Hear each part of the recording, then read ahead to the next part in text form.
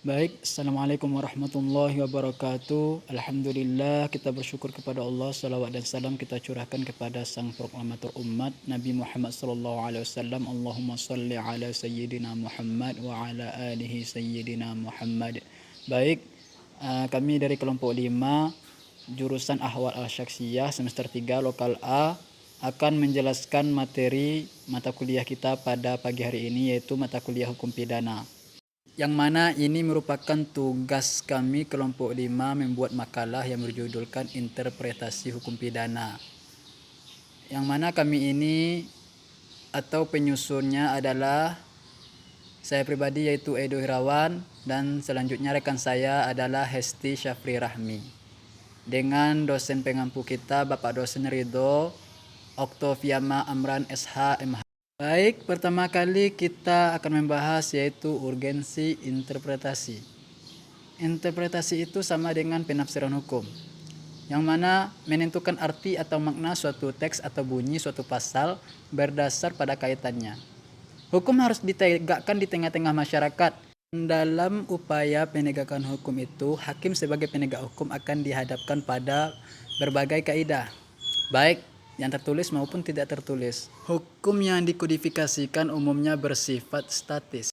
Selanjutnya kita akan membahas yaitu poin kedua, penemuan hukum oleh hakim pidana. Dalam menjalankan tugasnya, hakim pidana harus berpedoman kepada kodifikasi agar mendapat kepastian hukum.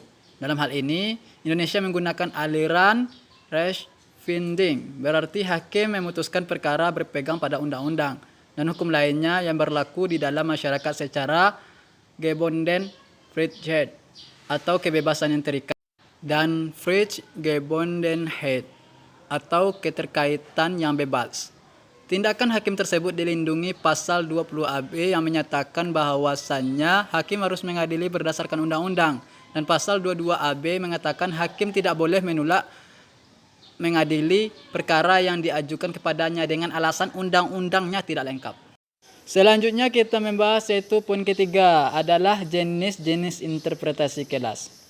Isi undang-undang kadang-kadang tidak jelas susunan katanya, juga tidak jarang mempunyai lebih dari satu arti. Oleh karena itu, penafsiran atau interpretasi terhadap undang-undang itu perlu ada beberapa metode penafsiran hukum yang lazim diterapkan, yaitu yang pertama adalah penafsiran gramatikal, yang penafsiran berdasarkan tata bahasa, yang karena itu hanya mengingat bunyi kata-kata dalam kalimat itu sendiri atau penjelasan undang-undang menurut susunan kata-katanya.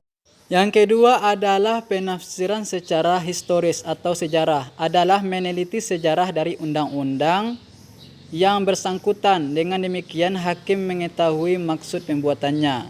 Penafsiran historis dibedakan menjadi dua, yaitu yang pertama adalah sejarah hukum konteks perkembangan yang telah lalu dari hukum tertentu seperti KUHP, BW, hukum Romawi, dan sebagainya.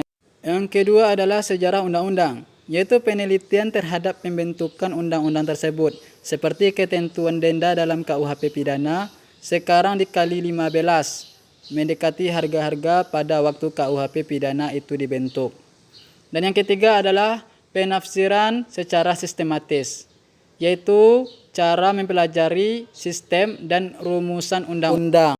Selanjutnya yang keempat yaitu penafsiran secara teleologis atau sosiologis, yaitu penafsiran berdasarkan maksud atau tujuan yang dibuatnya undang-undang itu, dan ini meningkatkan keutuhan manusia yang selalu berubah menurut masa.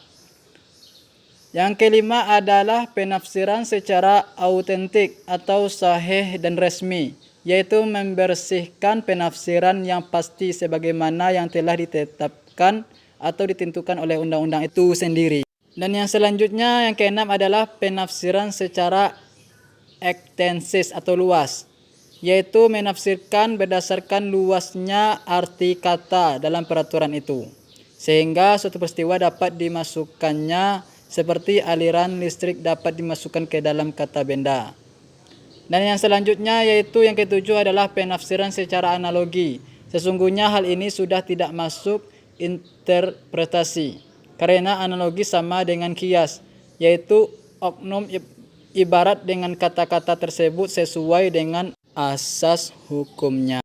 Dan yang selanjutnya ke-8 adalah penafsiran secara restriktif, yaitu penafsiran dengan membatasi atau mempersempit arti kata dalam peraturan itu. Misalnya, kerugian tidak termasuk kerugian yang terwujud seperti sakit, cacat, dan sebagainya. Dan selanjutnya yaitu yang ke-9 adalah penafsiran nasional, yaitu cara penafsiran dengan menilik sesuai tindaknya dengan hukum-hukum yang berlaku. Dan yang ke-10 adalah penafsiran secara a contrario atau menurut pengingkaran, yaitu suatu cara menafsirkan undang-undang yang didasarkan pada perlawanan pengertian antara sosial yang dihadapi dan sosial yang diatur dalam suatu undang-undang. Dan selanjutnya yang ke-11 atau yang terakhir adalah penafsiran perbandingan, yaitu menafsirkan atau penafsiran komparatif dengan cara membandingkan penjelasan-penjelasan agar ditemukan kejelasan suatu ketentuan undang-undang. Baik, mungkin itu saja penjelasan materi kuliah kita pada pagi hari ini, yaitu berjudulkan interpretasi hukum pidana, yang mana ini merupakan tugas atau makalah kami kelompok 5. Dan kami meminta maaf jika ada kesalahan dalam kata kami, dalam pembuatan makalah kami, serta PPT yang telah kami buat dan video yang telah kami buat ini. Kalau ada salah kami mohon maaf dan kami mohon kritik dan sarannya dari teman-teman. Dan terima kasih kepada Bapak yang telah meluangkan waktunya untuk kami.